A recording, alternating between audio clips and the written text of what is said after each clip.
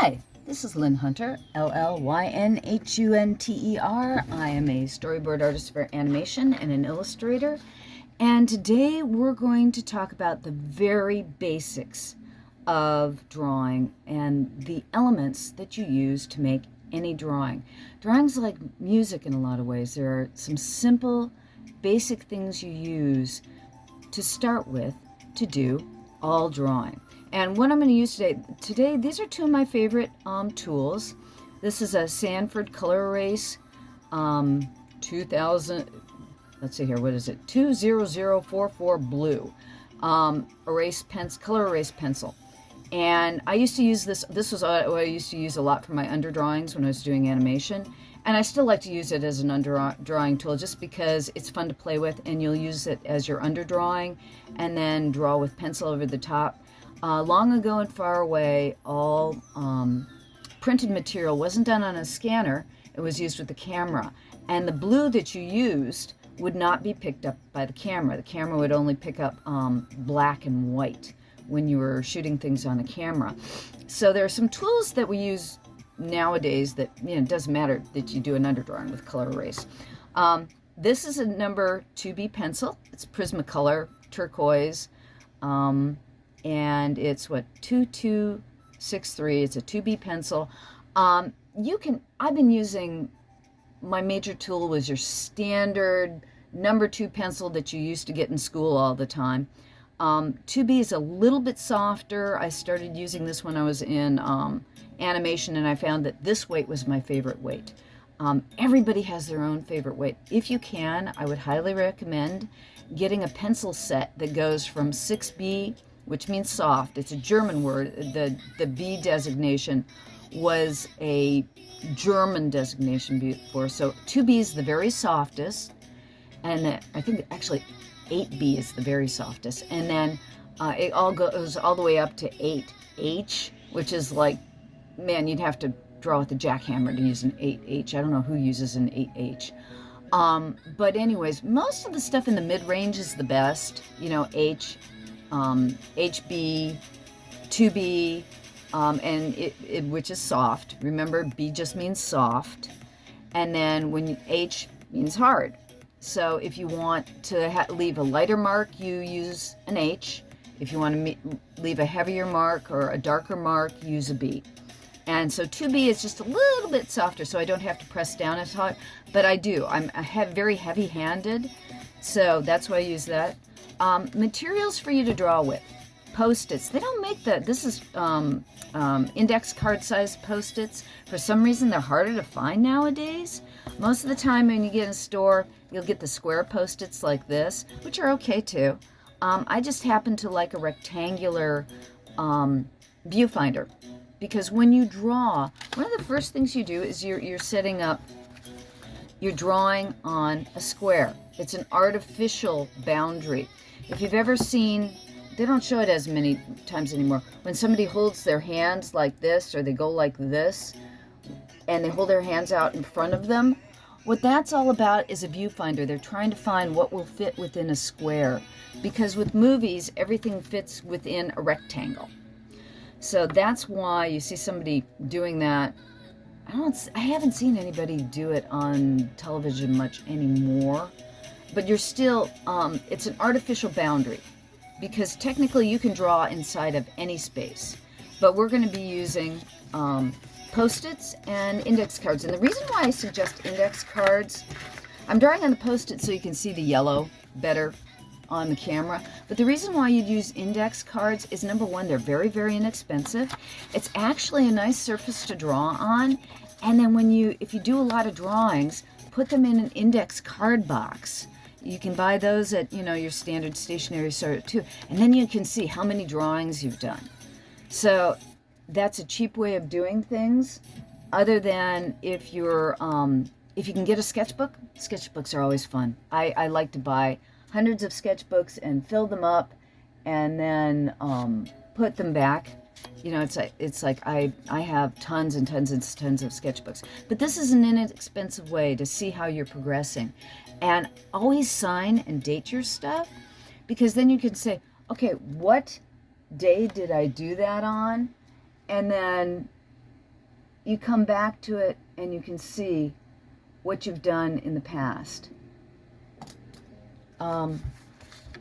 So anyways, today what we're going to start with is I'm going to talk about the very basic shapes that you use to draw with. The first one is a line, just a straight line. Now, that's pretty straight.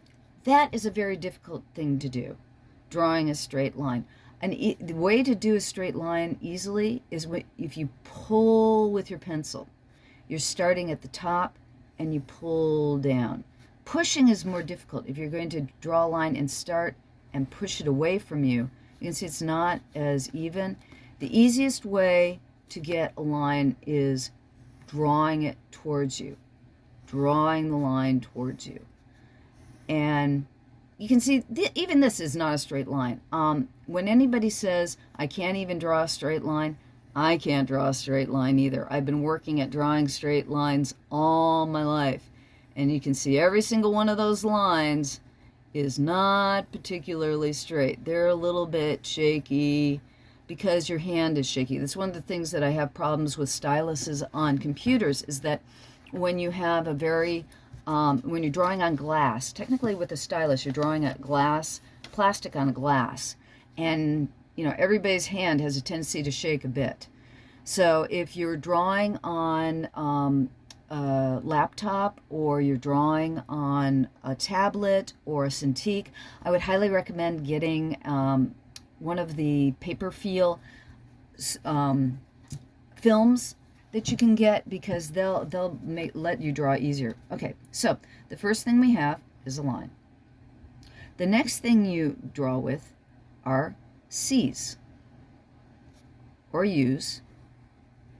And again, a C is easiest if you start, now here's, you have to draw away and then pull back. So you're drawing away from you and pulling back. So this part of the C is a lot tougher than this part of the C. With a U, you're drawing towards yourself and you're pushing away. So you're drawing towards yourself and you're pushing away. So that again, it's kind of difficult with your muscles if you're going away and then you're coming towards yourself. And you're going away and coming towards yourself. And that leads to the next thing that we're going to do, which is an S. This is when you're linking technically a C, one way, drawing towards you, and then again you're pushing away to do an S. U's, C's, and S's are really good to practice so that you can, what you're learning to do is you're learning to control the minor muscles. A lot of times with artists, they say you should draw with your arm. So this is drawing with your arm. You can see I'm not moving my hand, I'm moving my arm. And another way to hold a pencil is like this. So you're drawing away and you're pulling back. And you can see I'm leaving a nice little shadow line when I do that. But this is another way to hold a pencil. And this way of holding a pencil is, if you can learn to do it, it's a really good way to learn to hold a pencil, where you're holding it with your thumb on the bottom and your fingers on the top. I have always had difficulty doing this. It's not an easy thing for me. You might find that that's an easy thing for you. So let's look at what we've discussed so far. We got a line, a C, a U, and an S. So the thing is that if you work with those three letters, I, C, U, and S, and if you work with your hand printing, that also gives you nice learning how to control. So keeping a journal is also another way to actually help with your drawing, believe it or not. If you were printing those, or anytime you work with your lettering, you're always building up these the minor muscles in these fingers for you to draw with. Okay, now we're going to talk about the shapes.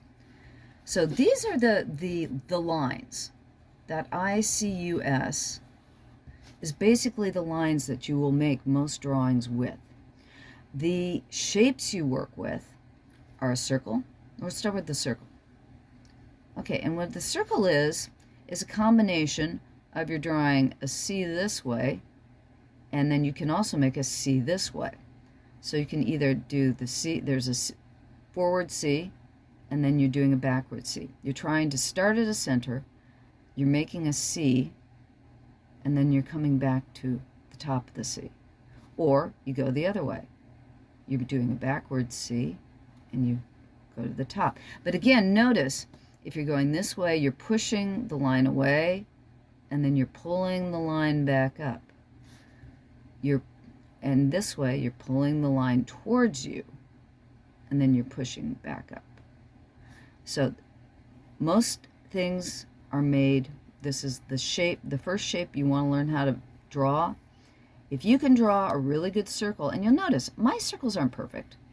I mean, they're not circly circles. There's like, there's a lump there, and there's a bump here, and the thing is that when I'm doing a circle, a lot of times I'll do it like this. I'll scribble it out, because it's not round enough. Or when I'm thinking, instead of, I'm trying to find a circle, I'm trying to find a space, I will just, you know, round, round, round, round, round, round, round, round, round, round, round, round, round, round, round. And so this, I'm keeping my pencil really light. I'm not dropping it on the page. And this is how you can find a way to get that circle and get that roundness and get your hand practicing drawing a circle. And this, what happens when I'm doing this, because I'm not really conscientious of doing the perfect circle.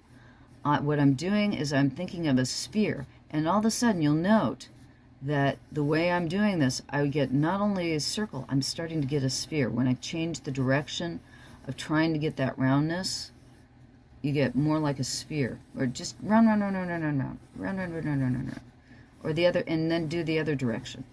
And that's a good way to get your, these are all exercises to get your hand muscles used to doing these shapes.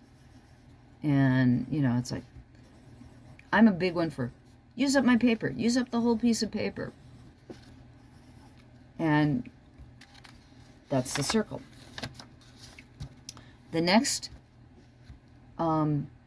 shape that we use a lot in drawing is a square. And a square is all equal sides. All you're doing is line, line, line. So when I'm doing it, I'm drawing a line down. And what I'm trying to do is I'm trying to measure this distance to this distance with my eye. Now I'm going to try to draw a line that's about the same distance from there to there. And then I'm trying to draw a line from here to here and here to here. And so what I'm trying to do is try to make that all equidistant. Equidistant. Isn't that a great word? Equidistant. But you're trying to make a box that has all the same size. Now this one doesn't have the same size. I wasn't thinking as much, so it ended up being a rectangle. But the thing is that when you're building buildings, what you're going to do is you're going to be using the line. So remember where I taught the line is one of the most important things. With humans, especially when it comes to construction, we use lines. Like this is a diamond. This is taking a square and squishing it on one side. You make a diamond, you give it 3 sides, and you got a box. But this is the next, we're going to go into dimension in my next video. But basically, making boxes, try to make boxes with equal sides, so you've got a square. And when they get longer, you get rectangles, right? But that is another thing you will see everywhere in space, because we as humans like to create things with edges. So anytime you're talking buildings, you're always talking edges, because the most economical way of keeping a roof over our head or creating a building is with a cube. So we start with that with the square. The next thing that we use a lot of are triangles. You know, when you think about it, again, it's a construction thing. But triangles are another thing that we use a lot of in drawing. And a good way to just practice triangles, again, you're trying to do equal distance sides.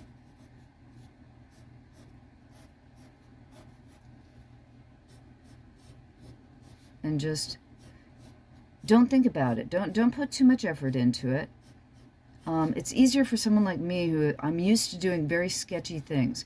It's like, think about doing everything very sketchy before you think about worrying about doing complete. It's really difficult when you first start off because you're afraid of, okay, these are really sketchy and they don't look right and they're off.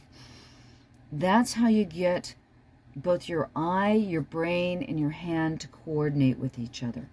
By doing just simple exercises like this, you can get better control of when you start wanting to draw actual images. Okay, so that's the triangle. And then one of the things that I consider is a shape, it's an amorphic shape, is basically a bean. So a bean is like a C with an S in it. So you go this way.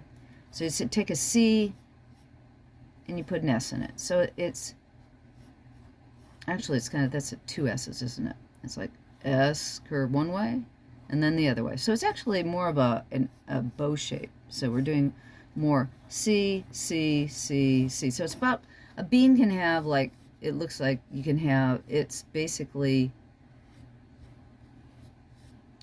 4 S's, or it's a C and actually it's 4 C's. That's what it'd be. C, because you're doing a C, and a C. Bean, C, C, C. C, a sailor went to the sea, C, 2. That's 3 C's. But this is basically 4 C's to create a bean. But what happens is another shape, so you said, you have amorphic shapes that are like amoebas. You know, you'll have shapes. This comes back to what I said with the C's and the S's. It's like if you're going to do a real looking tree, and they have what are called masses, like a mass of leaves, and you can see I'm doing C shape, C shape, C shape, C shape, bleh. Tongue twisters, C shape. So okay, we got all those C shapes, and then I'm going to put some C shapes in here, and I'll put a C shape in here. And then we'll take, there's a semi-C shape, and there's a semi-C C shape. And I'm just going to put a squiggly line under there, and put a couple of Y's in here, a couple of Y's in here. Ta-da, we have a tree. Let me put another line there. There we go. But it looks more like a tree when you have these amorphous shapes. Then, you know, I don't know, the very first kindergarten, you can still do a tree this way. You do a tree with a circle, a C, a line, and we have a tree. That's a tree too. Or we can do, you know, Christmas tree, triangle, a C, a line, and we have a Christmas tree. So basically, once I'll go over again, these are the basic shapes that you have when you're starting to draw. You start with a line, a C, an S, because technically the U is a C turned on its side, S, a circle,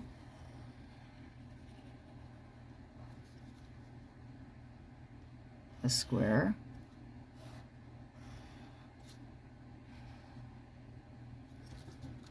put this over here. See, Post-its are fun. You can extend stuff that way. And then you've got triangle,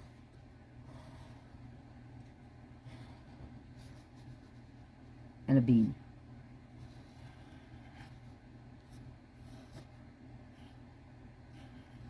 And bean, when I say bean, bean is basically just like I said, it's an amorphic shape. It tends to come into when you start drawing things and you're linking some of these shapes together, a bean comes in handy. And what we're going to do in the next video is I'm going to start talking about how we use each of these to come up with drawing basically when you come up with real drawings where you're trying to do a tree or a chair or an automobile or a puppy dog, you use, this is what you use, the line, the C, the S, which technically is you're linking two C's together, the circle, which is again, it's a C and a C, box is just 4 linked lines, triangle, 3 linked lines. So these are technically, the I and the C actually are your main drawing tools. So being able to draw this and this are very important. So that if you think, and they're not that easy. Everybody says, oh, that's all I have to know is an I and a C. Technically, that's it right there. Because all of the other shapes are basically made up of a line and a curve, or a curved line. You know, it's like, I use a lot of squiggles. You know, it's like, if I'm going to draw, okay, let's just, I keep on liking to draw cats. Let's just do a cat sitting. Okay, I'm going to start with a head, and he's going to be sitting. So you got to think about where his rib cage is. Rib cage is like an oval. The back is like, they've got, their legs are tucked in here and here, and the front legs are down here. So I'm blocking in shapes. And, okay, they've got a foot that's in front here, foot in front. Not doing the feet very right. And then they've got a leg that comes out here, and a foot. This is the spine, neck. And this is when you start doing drawings about things, knowing about the world around you, knowing about how things are constructed underneath helps. And his muzzle's going to be a little bit of a circle. And I like to give them, you know, whiskers on the side. This is a cartoon cat. Okay? And ears. And nose. And mouth. And like I'm doing this like really sketchy first. And a tail.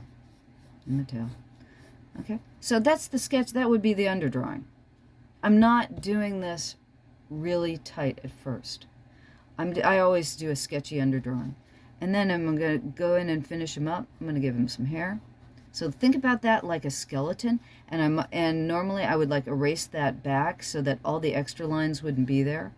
But I'm going to give him ears.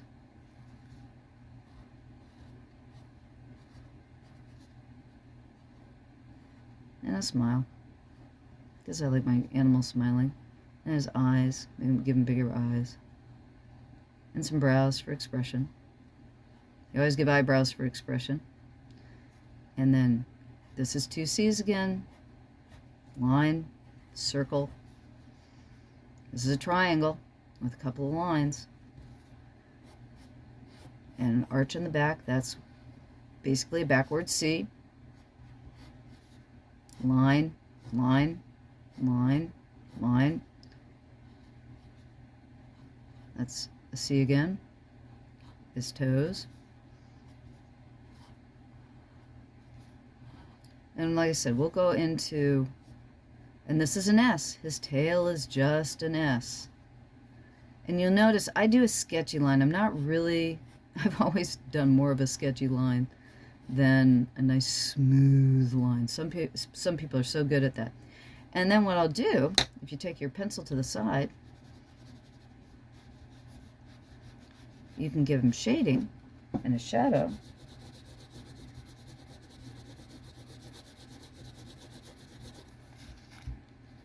And there's a cat. All right? And always sign your work, date it,